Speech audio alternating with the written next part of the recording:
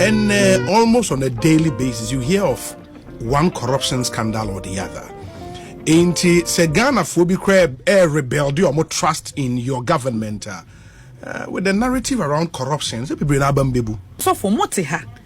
And a bra penny kofa krata ba yes and ban we yakoton and sase parks and gardens for sase or the by nano crebi animo. Mama no kwaya mana moving on, jumping on to other issues. And I am the air fryer say and be responding. Without or no, whoever alleges must prove. Enti your mobile friend no na to air. Amanaka se make us say NPP are buying and the Honorable Samuel Abujinapo and the previous lands ministers Omaton Sasia Aquaquacoton Parks and Gardens for Asasi.